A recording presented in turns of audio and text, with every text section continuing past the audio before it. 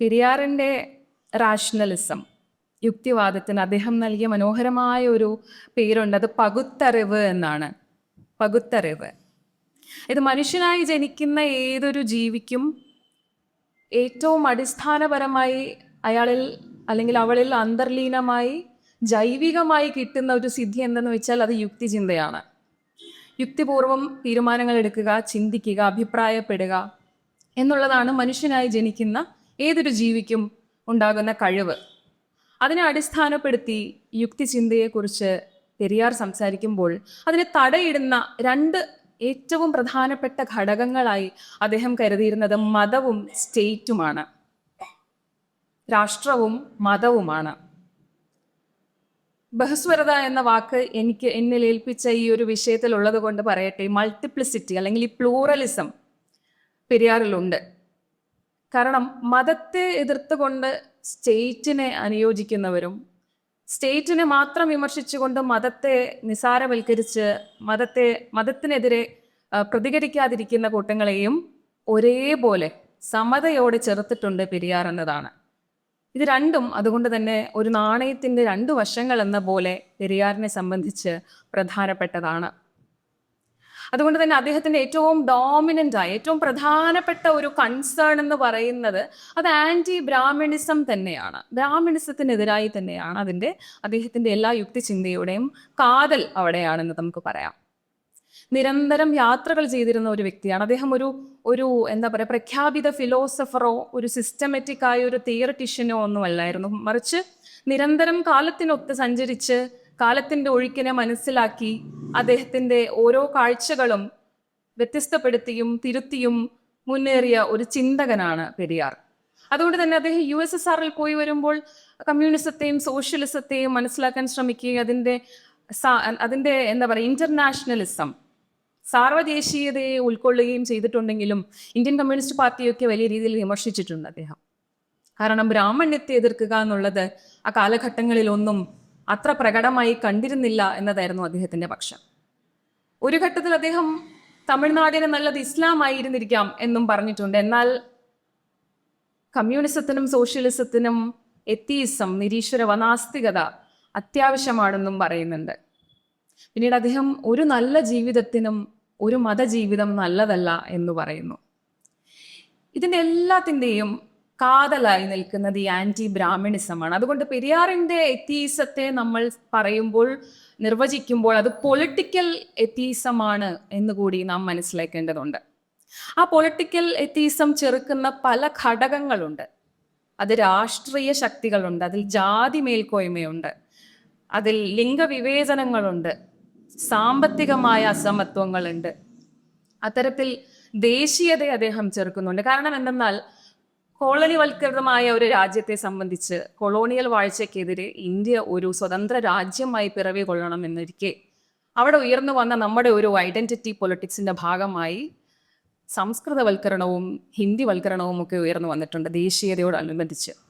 അത്തരത്തിൽ അങ്ങനെ ഒരു ദേശീയത അല്ല നമുക്ക് വേണ്ടതെന്നും, മറിച്ച് ബ്രാഹ്മണ്യത്തെ എതിർത്തുകൊണ്ട് സമതയാണ്, ഇക്വാലിറ്റിയാണ് നാം കൈവരിക്കേണ്ടത്, അതായിരിക്കണം നമ്മുടെ നാഷണൽ ഐഡന്റിറ്റി എന്ന് പെരിയാർ പറഞ്ഞു വെക്കുന്നുണ്ട്. അദ്ദേഹം രാഷ്ട്രീയം കൊണ്ട് നാം ഭരിക്കേണ്ടതല്ല, മറിച്ച് ഇടപെടേണ്ടതാണ് എന്നതാണ് അദ്ദേഹത്തിൻ്റെ രാഷ്ട്രീയ പ്രവർത്തനങ്ങളിലൂടെയും കൂടി നമുക്ക് മനസ്സിലാക്കാൻ സാധിക്കുന്നത്. എങ്ങനെ ഭരിക്കണം? ഭരിക്കേണ്ടതല്ല, മറിച്ച് നമ്മൾ രാഷ്ട്രീയ പ്രവർത്തനത്തിലൂടെ സമൂഹത്തിൽ ഇടപെടേണ്ടതുണ്ട് എന്നതാണ്. അതിന് പ്രധാനമായി അദ്ദേഹം ചേർത്ത് നിർത്തിയത് ദൈവത്തെയും മതത്തെയും പുരുഷാധിപത്യത്തെ കൂടിയാണ് എന്നത് പെരിയാറിനെ വ്യത്യസ്തനാക്കുന്നുണ്ട്. പുരുഷാധിപത്യത്തെയും ദൈവത്തെയും മതത്തെയും. അവിടെ പെരിയാറിൻ്റെ ഈ പൊളിറ്റിക്കൽ എത്തീസം എന്ന് നാം പറയുന്ന പെരിയാറിൻ്റെ റാഷണലിസം ഒരു എംപെരിക്കൽ വിസ്ഡം അല്ലെങ്കിൽ ഒരു പ്രാക്ടിക്കൽ നോളജിൻ്റെ ഭാഗമായി അദ്ദേഹം തിരഞ്ഞെടുക്കുന്ന ഒരു യുക്തിവാദമാണ്. ഈ എംപിരിസിസം എന്നാൽ നാം ജീവിക്കുന്ന കാലഘട്ടത്തിൽ നമ്മുടെ സമൂഹത്തിൽ നമ്മുടെ ജീവിതത്തോട് അനുഭവിച്ച് നമ്മുടെ ഉൾക്കാഴ്ചകൾ ഉണ്ടായി നമുക്കുണ്ടാകുന്ന അഭിപ്രായങ്ങളെയാണ് എംപിരിസിസം എന്ന് പറയുന്നത്. അത്തരത്തിലൊരു എംപെരിക്കലായ വിസ്ഡം പെരിയാറിനെ സംബന്ധിച്ചുണ്ട്. അത് നമുക്ക് നാരായണ ഗുരുവിലും കാണാൻ സാധിക്കും. കാരണം എന്തെന്നാൽ നാരായണ ഗുരുവിൻ്റെ ജാതി ലക്ഷണം എന്ന കവിതയിൽ പറയുന്നു, പേര് ഊര് തൊഴിൽ ഈ മൂന്നും ഓരുമായത് കേൾക്കുക, ആരു നീയെന്നു കേൾക്കേണ്ട നേരുമെയ് തന്നെ ചൊൽകയാൽ. പേര് ഊര് തൊഴിൽ ഇത് മൂന്നും അറിഞ്ഞാൽ മതി ഒരു മനുഷ്യനെ നാം അറിയുമ്പോൾ. അതിനപ്പുറം അയാൾ ഏത് ജാതിയിൽപ്പെട്ടതാണ് എന്ന് ചോദിക്കേണ്ടതില്ല.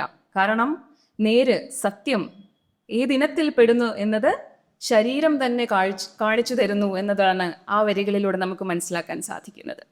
ജാതി ലക്ഷണത്തിൽ തന്നെ ഗുരു പറയുന്നു, ഇനമാർന്നുടൽ താൻ തൻ്റെ ഇനമേതെന്ന് ചൊൽകയാൽ. ഇനമേതെന്ന് കേൾക്കില്ല നിനവും കണ്ണുമുള്ളവർ. ഇനമാകുന്ന ഏതിനം, പക്ഷിയാണോ മൃഗമാണോ മനുഷ്യനാണോ എന്ന് നമുക്ക് കണ്ണുകൊണ്ട് കണ്ടറിയാൻ പറ്റുന്ന ഒരു ഇനമാണ് മനുഷ്യൻ എന്നത്, മനുഷ്യജാതി എന്നത്. അപ്പൊ ഈ ഇനമാർന്ന ഉടൽ താൻ തൻ്റെ ഇനമേതെന്ന് ചൊൽകയാൽ, ഉടൽ ശരീരം തന്നെ നമുക്ക് കാണിച്ചു തരുന്നു തൻ്റെ ഇനമേതാണെന്ന്. അങ്ങനെയെങ്കിൽ ഇനമേതെന്ന് ചോദിക്കേണ്ടതില്ല, അങ്ങനെ ചോദിക്കില്ല. ആര്? നിലവും കണ്ണുമുള്ളവർ. ഉൾക്കാഴ്ചയും അനുകമ്പയും നേർക്കാഴ്ചയും ഒക്കെ ഉള്ള മനുഷ്യർ ഒരിക്കലും അങ്ങനെ ചോദിക്കില്ല എന്ന് നാരായണ ഗുരു പറയുന്നു. ഇത്തരത്തിൽ അദ്ദേഹത്തിൻ്റെ ഈ 8 വരികൾ കൂടി നമ്മൾ മനസ്സിലാക്കി കഴിഞ്ഞാൽ ഞാൻ മനസ്സിലാക്കുന്ന ഒരു കാര്യം എന്തെന്നാൽ അത് എംപെരിക്കലായൊരു വിസ്ഡമാണ്. ജീവിതത്തിൽ നമുക്ക് കണ്ട് അനുഭവിച്ചറിയാൻ സാധിക്കുന്നു നാം ഏതിനത്തിൽ പെട്ടത് എന്ന്. ഇത്തരത്തിലുള്ള ഒരു എംപെരിക്കൽ വിസ്ഡം ഒരു എന്താ പറയുക, പെരിയാറിനെ സംബന്ധിച്ച് ഒരു വ്യക്തിയുടെ പരമാധികാരത്തെ കൂടി നമുക്ക് ഇവിടെ ചേർത്ത് വെച്ച് കമ്പയർ ചെയ്ത് വായിക്കാൻ സാധിക്കും. അതായത് the sovereignty of the individual. അതാണല്ലോ പെരിയാറിന്റെ സ്വാഭിമാനം, സെൽഫ് റെസ്പെക്ട് എന്നത്. അപ്പൊ ഈ സ്വാഭിമാനത്തെ തട്ടിച്ച് നമുക്ക് ഈ ഗുരുവിന്റെ വരികൾ കൂടി നമ്മൾ വായിക്കുമ്പോൾ മനസ്സിലാക്കാൻ സാധിക്കുന്നത് ഗുരുവിന്റെ ഫ്രട്ടേണിറ്റി, സോദരത്വേന, സാഹോദര്യം എന്ന വിശാലമായ കാഴ്ചയും ഈ ഒരു വ്യക്തിയുടെ പരമാധികാരത്തെക്കുറിച്ച് തന്നെയാണ് സംസാരിക്കുന്നത്. ആത്മോപദേശ ശതകത്തിൽ ഗുരു എങ്ങനെയായിരിക്കണം ഒരു മനുഷ്യൻ ചിന്തിക്കേണ്ടത്, അറിവിനെ സ്വാംശീകരിക്കേണ്ടതെന്ന് പറയുന്നുണ്ട്. ഈ അറിവ് എന്നതൊരു ഹിസ്റ്റോറിക്കലായ ഒരു കോൺഷ്യസ്നെസ് ആണ്. അതായത് മനുഷ്യനുണ്ടായ കാലം തൊട്ട്, ആദിമകാലം തൊട്ട് ഇന്നോളം നമ്മളെല്ലാം കൈമാറി വരുന്നത് ജാതിയല്ല, മതമല്ല, മറിച്ച് അറിവാണ് എന്നതാണ് ഗുരു ആത്മോപദേശ ശതകത്തിലൂടെ അറിയിക്കാൻ ശ്രമിക്കുന്ന പല അർത്ഥങ്ങളിൽ ഒന്ന്. അതായത് ഈ അറിവാകുന്നതിൽ നാം അറിവിൻ്റെ മുന്നിൽ സമന്മാരാകുന്നു, സമതയുള്ളവരാകുന്നു എന്നർത്ഥം. അതുകൊണ്ട് നമ്മളിങ്ങനെ കാലങ്ങളായി കൈമാറി ഉടലുകളിലൂടെ നാം എന്താ പറയുക, കൈമാറി വന്ന ഈ അറിവ് നമ്മളെ തുല്യരാക്കുന്നു. അതോടുകൂടി പലതരത്തിലുള്ള വിവേചനങ്ങളും മാറ്റിവെച്ചുകൊണ്ട് ഒരിനത്തിൽ പെടുന്നു. അത് യുക്തിചിന്തയുള്ള, യുക്തിപൂർവം ചിന്തിക്കുവാൻ, അഭിപ്രായപ്പെടുവാൻ സാധിക്കുന്ന ഒരു മനുഷ്യനായി ആ ഇനത്തിൽ നാം ഉൾക്കൊള്ളുന്നു എന്ന് നാം ഈ കാലഘട്ടത്തിൽ ആത്മോപദേശ ശതകം വായിക്കുമ്പോൾ മനസ്സിലാക്കേണ്ടതുണ്ട്. അതുകൊണ്ട് ഈ ബഹുസ്വരത, ഈ പ്ലൂറലിസം നമുക്ക് പെരിയാറിലും കാണാൻ സാധിക്കുന്നു, അത് ഗുരുവിലും കാണാൻ സാധിക്കുന്നു. അദ്ദേഹത്തെ സംബന്ധിച്ച്, പെരിയാറിനെ സംബന്ധിച്ച് അദ്ദേഹം ഒരു യൂണിവേഴ്സലിസ്റ്റ് ആയിരുന്നു, ഒരു ഹ്യൂമനിസ്റ്റ് ആയിരുന്നു. നമുക്ക് വേണമെങ്കിൽ ഒരു യൂണിവേഴ്സലിസ്റ്റ് ഹ്യൂമനിസ്റ്റ് എന്ന് പെരിയാറിനെ വിശേഷിപ്പിക്കാൻ സാധിക്കും. അതിതുകൊണ്ടാണ് പെരിയാർ അംബേദ്കറിനോട് സാമ്യപ്പെടുന്നത് ഈ അനിഹിലേഷൻ ഓഫ് കാസ്റ്റിൽ തന്നെയാണ്. അവർ രണ്ടുപേരും ഒരേ സ്വരത്തിൽ ചെറുക്കുന്നത് ഈ സെക്യുലർ ബ്രാഹ്മണിസത്തെയും പൊളിറ്റിക്കൽ ബ്രാഹ്മണിസത്തെയും റിലീജിയസ് ബ്രാഹ്മണിസത്തെയുമാണ്. അതായത് ഏത് തരത്തിലുള്ള ബ്രാഹ്മണ്യത്തെയും ചെറുക്കുക എന്നുള്ളതാണ്. ഏത് തരത്തിലുള്ള ബ്രാഹ്മണ്യമാകട്ടെ, അത് മതാടിസ്ഥാനത്തിലാകട്ടെ, ഒരു പക്ഷെ അത് ഈ പറഞ്ഞ പോലെ മതേതരമായ ബ്രാഹ്മണ്യമാകട്ടെ, അതുകൊണ്ട് ഉദ്ദേശിക്കുന്നതെന്നാൽ പലപ്പോഴും ഭരണകർത്താക്കളായി മാറുന്ന പല മനുഷ്യരും മതേതരവാദികളായിരിക്കും, പക്ഷെ അവർ ഒരിക്കലും ബ്രാഹ്മണ്യത്തെ തള്ളി പറയുന്നുണ്ടാവില്ല. അവർ ഇലൈറ്റിസ്റ്റുകളായിരിക്കാം. അതുപോലെ തന്നെ പൊളിറ്റിക്കലായ ബ്രാഹ്മണ്യത്തെയും എതിർക്കുന്നു എന്നുള്ളതാണ്.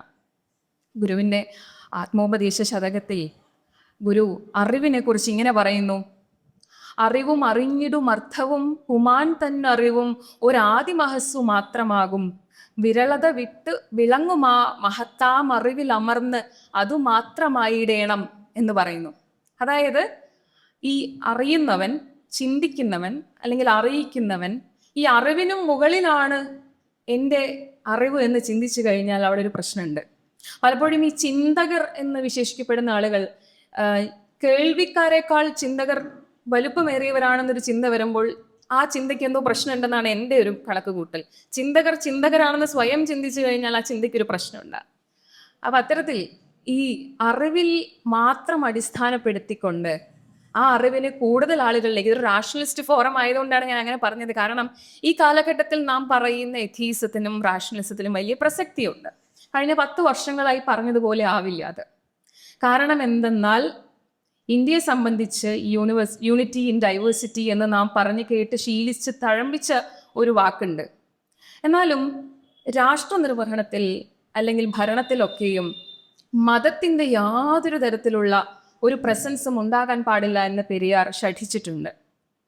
എന്നാൽ ഈ കാലഘട്ടത്തിൽ നാം യുക്തിവാദം പറയുമ്പോൾ നാം ഈ ശാസ്ത്രം കൊണ്ടും യുക്തിവാദം കൊണ്ടും ആരെയെങ്കിലും ഭരിക്കേണ്ടതുണ്ടോ അതോ വളർത്തേണ്ടതുണ്ടോ എന്നുള്ളതാണ് ഞാൻ ഇന്ന് ഇവിടെ മുന്നോട്ട് വയ്ക്കാൻ ആഗ്രഹിക്കുന്ന ഒരു ചിന്ത.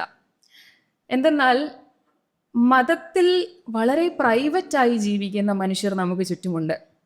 എന്നാൽ മതാടിസ്ഥാനത്തിൽ ഉണ്ടാകുന്ന എന്തെങ്കിലും തരത്തിലുള്ള ഒരു സംവാദത്തിൽ പോലും ഏർപ്പെട്ടാൽ അസ്വസ്ഥരായി കത്തിയും വാളും എടുത്ത് ഇറങ്ങുന്ന മനുഷ്യർ ഉള്ള രാജ്യമാണ് ഇന്ത്യ.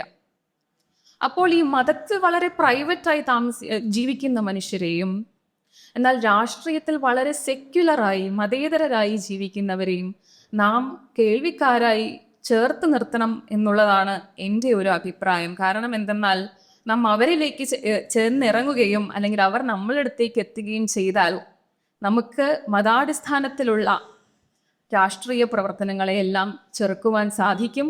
അതിലൂടെ കൂടുതൽ യുക്തിചിന്തയുള്ള മനുഷ്യരെ വാർത്തെടുക്കുവാനും സാധിക്കും എന്നാണ് ഞാൻ മനസ്സിലാക്കുന്നത്. ഇന്ന് ഈ റാഷണലിസ്റ്റ് ഫോറത്തിലേക്ക് എന്നെ കുറച്ച് വാക്കുകൾ സംസാരിക്കുവാനും ഉദ്ഘാടനം ചെയ്യുവാനുമായി ക്ഷണിച്ച ലാൽ സലാം സഖാവിനും നന്ദിയുണ്ട്. എന്നെ കേട്ടിരുന്ന ഓരോ പ്രിയപ്പെട്ടവർക്കും സ്നേഹം.